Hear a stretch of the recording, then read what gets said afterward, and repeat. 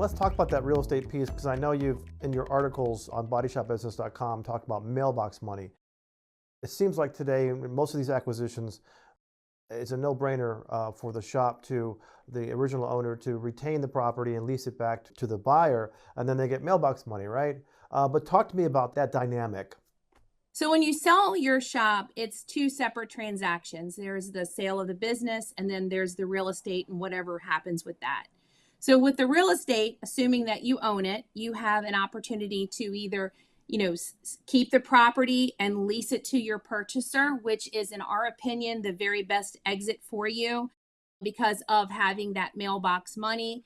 Most of the time, most shop owners make more money on their rental income than they do in their shop. So it's a total no-brainer. Additionally, they're building family wealth. They've got a piece of wealth that can't be spent, for lack of better words, unless it's sold, that you can pass down to generations and will continue to, for lack of better words, print money for you and your family for generations to come. So in our mind, that's, we're all about building family wealth. That's the very best route, in our opinion, in most cases.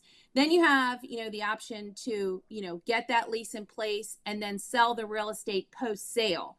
That's probably the second choice. And the reason why is, and I'll give you an example. 10 years ago, when I sold my stores, my property was on my big store was worth $1.8 million. Post sale, maybe 30, 60 days, 90 days after the sale, I started getting offers for the building from these real estate investment trusts and brokers and different things that were, trying to get me to sell the property, because that property then becomes from a owner occupant to now it is an investment property. It's, for lack of better words, it's moved from here to here, and now it's hot. Everybody wants it because God's not making any more industrial property. It's a very hot commodity, are types of properties that body shops can, conduct business on. Additionally, they like it because all of these consolidators, like Caliber and Gerber, they are solid credit tenants. Most of the leases are corporately backed.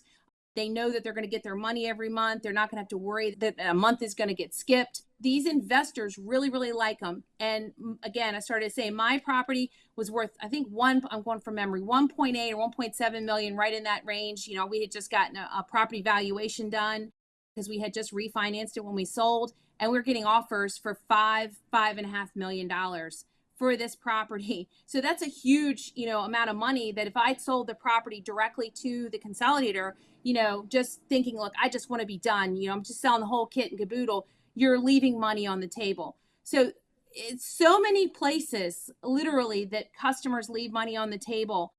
And lastly, your option is to, to sell it directly to a consolidator, which is the absolute worst decision that you can make. I am here to help people not make mistakes, educate them, make sure that they're not leaving any money on the table. And as far as our fee for the valuation, it's very thorough. We have a CPA that works for us. He does all the analyst work for us, and he does basically a pre-game of looking at your financials to make sure that, when you get your offer and your letter of intent is signed, the next phase of selling is through due diligence process. And one of the huge parts of due diligence is the financial due diligence, or what they call a quality of earnings.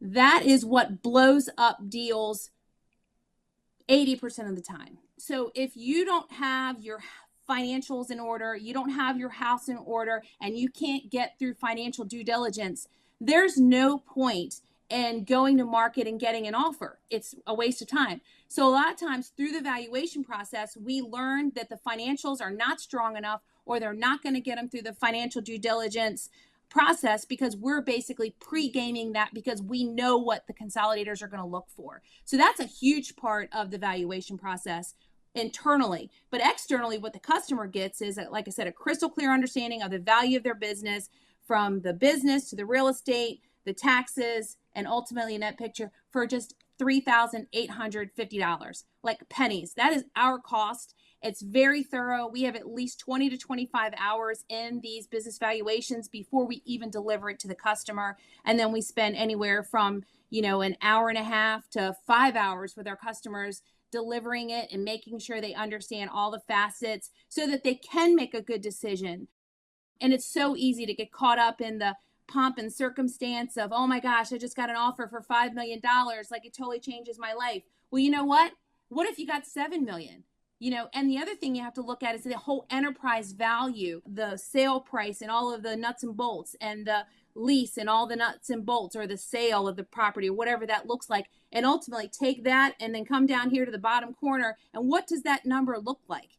The enterprise value is so important, either over a 10-year time or 20-year time, or whatever leases that you have. It's important to look at that enterprise number, encompassing. And that's where we try to help people not make mistakes and not leave money on the table.